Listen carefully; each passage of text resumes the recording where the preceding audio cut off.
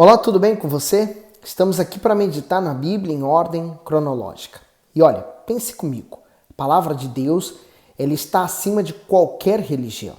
O ser humano, ele está acima de qualquer religião. A questão e o grande problema é quando as pessoas colocam a religião acima do ser humano. Nunca inverta. O ser humano está acima de tudo. Deus tem que ser o primeiro. E a palavra de Deus é universal.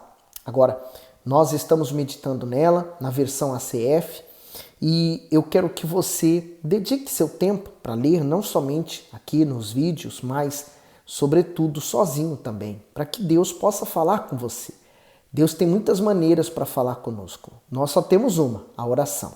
Mas agora, acredito que Deus queira falar conosco. Vamos pedir a direção? Antes de tudo, dê o seu gosto, partilhe esse vídeo com mais pessoas. Meu Deus, obrigado por toda a experiência que o Senhor nos dá através da Tua Palavra e que o Senhor venha nos mostrar aquilo que o Senhor quer falar conosco por meio dela. Fale conosco, meu Deus. Fale para que possamos ter o nosso entendimento aberto e ser luz nesse mundo. Amém. Evangelho de Marcos, capítulo 16. E passando o sábado, Maria Madalena, Maria e mãe de Tiago e Salomé compraram aromas para irem ungí-lo. E no primeiro dia da semana foram ao sepulcro, de manhã bem cedo, ao nascer do sol. E diziam umas às outras: quem nos revolverá a pedra da porta do sepulcro?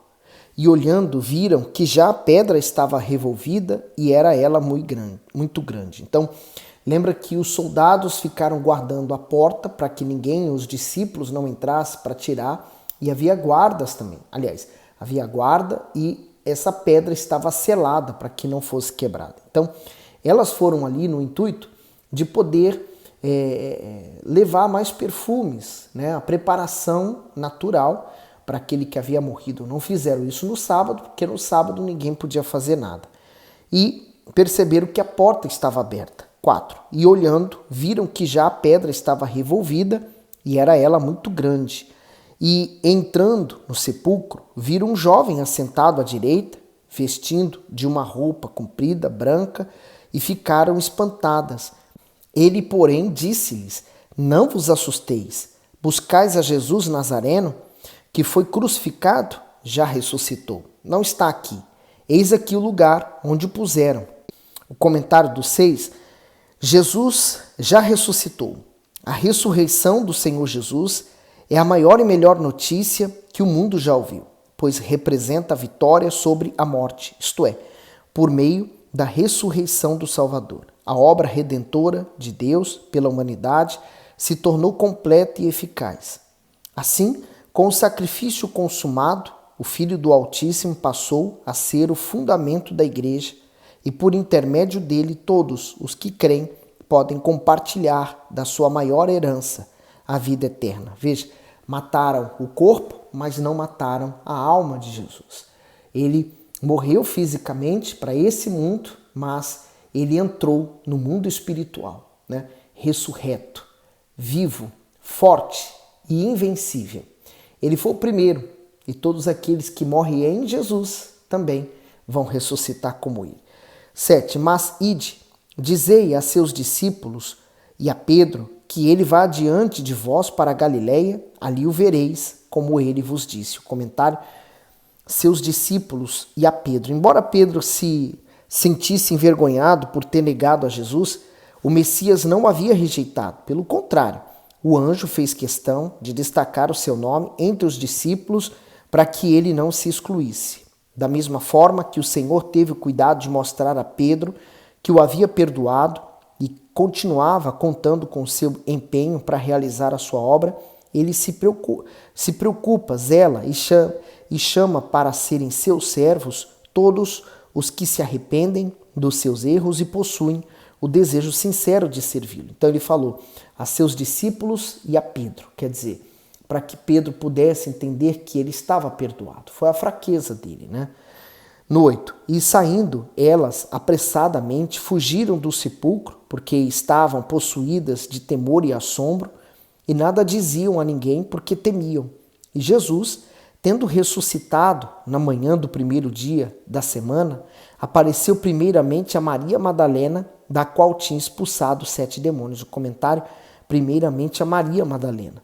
Porque o Senhor Jesus, após ressuscitado, apareceu primeiro a uma mulher que um dia possuía 7 espíritos malignos e teve uma vida tão conturbada? A resposta é a seguinte: para mostrar que ele não considera o nosso passado, e sim o nosso presente, a partir de uma entrega verdadeira.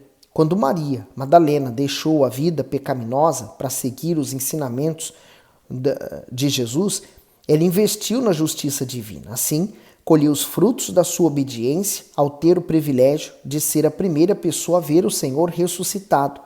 De igual modo, todos aqueles que se submetem à palavra de Deus e abandonam as transgressões em prol de uma vida justa, recebem os bons resultados dessa colheita. Então, para Deus não importa qual foi o meu passado, o seu. Como está escrito, ele joga tudo no mar do esquecimento.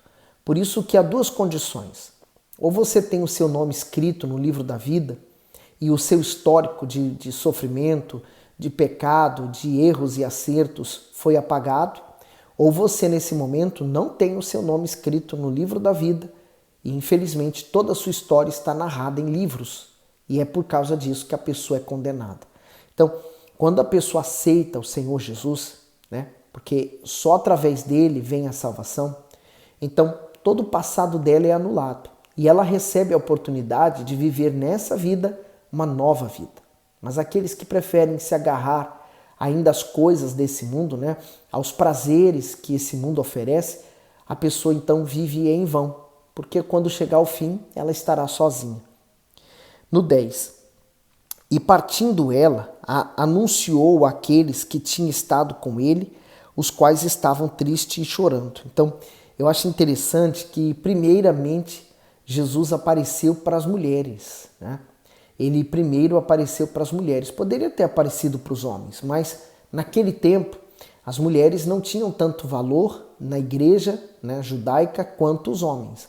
E aqui ele faz o contrário, ele valoriza, né? Ele valoriza ainda mais as mulheres. Depois ele vai aparecer aos homens. No 11. E ouvindo eles que vivia e que tinha sido visto por ela, não o creram. E depois manifestou-se de outra forma a 2 deles que ia de caminho para o campo. E indo anunciaram-no aos outros, mas nem ainda a este creram. É provável que sejam aqueles que estavam no caminho de Emaús, né? Que tendo retornado disseram ter visto Jesus, mas eles estavam tão entregues à dor, né, à angústia, que eles não puderam crer. Veja que o sentimento que a pessoa possa ter, seja o sentimento qualquer que for ele, como a dúvida, como a ansiedade, como o medo, a aflição, ele impede a pessoa de compreender as coisas. E diz assim, 14, e finalmente apareceu aos 11, estando eles assentados à mesa, e lançou-lhes em rosto a sua incredulidade e dureza de coração, por não haverem crido nos que o tinham visto já ressuscitado. Quer dizer, ele teve que aparecer para eles, para que eles pudessem crer. Finalmente crer, né? Quer dizer, completamente incrédulos. Hoje há pessoas que elas até dizem crer, mas no fundo elas duvidam que possa acontecer, né? No 15, e disse-lhes, ide por todo o mundo, pregai o evangelho a toda criatura. Comentário, ide por todo o mundo, foi a ordem do Senhor Jesus aos discípulos para que eles levassem a palavra da salvação a todas as nações. Desde então, essa tem sido a missão dos novos discípulos, os quais, batizados e cheios do Espírito Santo, têm autoridade para invadir o reino das trevas e resgatar os perdidos, desamparados e aflitos.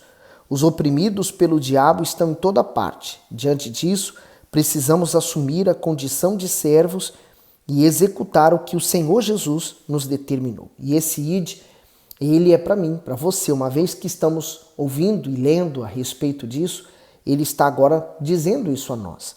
No 16, quem crer e for batizado será salvo, mas quem não crer será condenado. Comentário, quem crer e for batizado, o batismo nas águas, simboliza a morte e o sepultamento da velha natureza adâmica, ou seja, da natureza pecaminosa. Quando alguém se converte de fato ao Evangelho, assume publicamente a fé e passa a andar de acordo com os preceitos de Deus. Então, aqui está uma grande verdade que nós temos que assumir na nossa vida, né? Que é o batismo nas águas, a oficialização daquilo que eu decidi fazer. Primeiro, eu me entrego para Ele. Eu decido morrer para as minhas vontades, morrer para este mundo, esse mundo de pecado, esse mundo que está perdido. Então, eu vou ao pastor, declaro a ele que eu aceitei o Senhor Jesus e que a partir de hoje vou viver para Ele. Então, ele vai me levar até a piscina onde serei batizado. Então, ao mergulho, né? O pastor mergulha a pessoa nas águas, representando e simbolizando o sepultamento. Como o Senhor Jesus foi crucificado, então ela morre para aqueles pecados. Então, quando ela é erguida novamente, naquele momento, a alma dela está limpa. Limpa dos pecados, da velha vida, e ela tem a oportunidade de começar tudo de novo. Agora, não adianta a pessoa sair dali do batismo e ela voltar para as velhas amizades, para a velha vida, para os velhos hábitos, para as velhas manias. Ela precisa tomar novas atitudes, né? Agora ela precisa aprender a seguir e servir o Senhor a quem ela decidiu entregar a vida. 16. Quem não crer será condenado. A falta do batismo não impede uma pessoa de ser salva, pois há casos em que alguém passa a crer no Senhor Jesus, mas morre logo em seguida. Um exemplo disso foi o caso do ladrão crucificado ao lado do Senhor Jesus. Sabendo que sua morte era iminente, ele reconheceu o Filho de Deus e rogou para ser salvo. Diante disso, recebeu a salvação, mesmo sem ter sido batizado. Porém, aqueles que adiam o batismo por espontânea vontade negligenciam o futuro da própria alma. Então, só há duas condições, né? Crer e ser batizado e salvo, ou não crer, rejeitar e ser condenado. Então, o que é ser salvo? É você ter aceitado o sacrifício de Jesus na cruz por você, reconhecendo que você é um pecador e que Ele levou os seus pecados. Ele que não havia cometido, tomou o nosso. Então, nós o aceitamos como Senhor nosso. Agora, eu estou aqui para servi-lo. Então, Ele me salva. E quem é que rejeita? É aquele que, mesmo sabendo que ele fez isso, mas prefere seguir a sua vida agradando a si mesmo, fazendo suas vontades. É como, por exemplo, uma história que diz que um homem malfeitor havia feito muito mal numa cidade, ele era muito mal, violento, roubador, fazia só coisas erradas. E ele foi preso. E naquele dia que ele foi preso, então passou um tempo na cadeia e foi condenado à morte por enforcamento, por todos os crimes e delitos que ele havia feito. Mas os cidadãos daquela cidade decidiram que deveria soltá-lo e dar mais uma chance para ele, até porque ele era jovem. Ele poderia viver uma vida de forma diferente e honesta. Então procuraram o governador da cidade, disseram para ele que queriam libertar aquele homem, queriam dar mais uma chance para ele. E o governador aceitou, mas ele decidiu fazer algo diferente, né?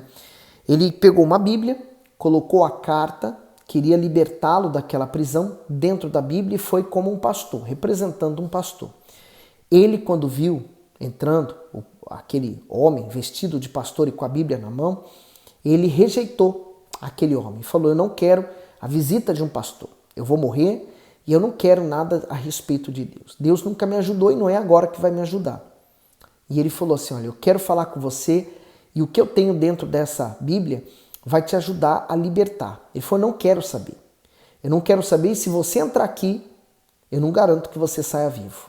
Então, aquele homem voltou para trás e foi embora.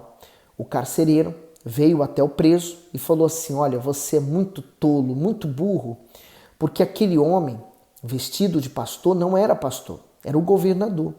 E o que ele trazia dentro da Bíblia, que ele falou que iria te libertar, era a carta que ele fez que iria soltá-lo, dando para você uma nova chance de você começar de novo e viver uma vida plena. Mas agora você está condenado a morrer por enforcamento. No dia do enforcamento, ele pediu para dar as últimas palavras E ele se dirigiu àquelas pessoas, agradecendo elas pela chance que elas deram dele poder se libertar. E ele dizia: hoje eu estou morrendo aqui nesse lugar, não pelos crimes que eu cometi, pelas coisas más que eu fiz, mas porque eu rejeitei o perdão. Eu rejeitei a carta que iria me libertar. Então, quem é que vai para o inferno? Não é o pecador que cometeu o pecado a vida inteira. Na verdade, quem vai para o inferno é aquela pessoa que rejeitou a salvação, rejeitou o Senhor Jesus. Então, por isso que aquele que é condenado é porque ele rejeitou a Cristo e por isso perdeu a chance. 17. E estes sinais seguirão os que creem. E em meu nome expulsarão os demônios, falarão novas línguas, pegarão nas serpentes, e se beberem alguma coisa mortífera, não lhes fará dano algum, e porão as mãos sobre os enfermos e sararão. Comentário: os sinais citados pelo Senhor Jesus foram praticados pelos discípulos e estão registrados nos livros de Atos. Contudo, esses milagres não se limitavam à era primitiva da igreja, pelo contrário, ainda hoje acompanham os que creem. Desse modo, todos aqueles que agem a fé no nome do Senhor Jesus possuem o mesmo poder e a mesma autoridade para fazerem o que ele fez. Portanto, quem crê será curado, terá a família restaurada, será próspero e liberto e terá paz interior. Isso mostra que a fé é o acesso para o cumprimento das promessas contidas nas Sagradas Escrituras. Aí a pessoa fala: se beber alguma coisa mortífera, então vamos lá, vamos tentar aqui, vou beber esse veneno aqui para ver se eu morro. Não, isso aí é tentar a Deus e nesse caso você está perdido, vai morrer. O que ele está dizendo é aquela pessoa que inconsciente, ela toma algo mortífero, né? Por exemplo, Paulo, ele foi pegar lenha para a fogueira e uma víbora o mordeu. E muitos sabiam, né, do veneno daquela cobra e disseram: ele agora vai morrer. Mas, pelo contrário, ele não morreu, Deus o livrou. Então, é nesse sentido, né? No 19, ora, o Senhor, depois de lhes ter falado, foi recebido no céu e assentou-se à direita de Deus. E eles, tendo partido, pregaram por todas as partes, cooperando com eles o Senhor e confirmando a palavra com os sinais que se seguiam. Amém. O comentário diz: assentou-se à direita de Deus. O livro de Marcos termina com o registro glorioso da ascensão do Senhor Jesus. Quando oramos, em vez de pensarmos no Senhor humilhado e crucificado, devemos nos lembrar deste versículo e vê-lo como está agora, glorificado. O Salvador voltou triunfante ao seu lar eterno e hoje aguarda o momento de levar o seu povo para junto de si. A subida do Messias ao céu não significa o encerramento do seu ministério. Antes, nós, como servos seus mediante a ação do Espírito Santo, damos continuidade à sua obra, levando os desesperançados a conhecerem-no e a se beneficiarem das suas dádivas, dentre elas a principal, a salvação. A salvação que é pessoal e intransferível e individual. As pessoas às vezes pensam: eu não fui salvo porque o meu marido não busca. Eu não fui salvo porque meu filho não veio para a igreja. Não. A sua salvação é independente de quem quer que seja. Você é responsável por ela e mais ninguém. Então, coloque a sua salvação, a sua vida, coloque a sua alma nas mãos do Senhor Jesus, tá bom? Que Deus continue abençoando. Até o próximo vídeo.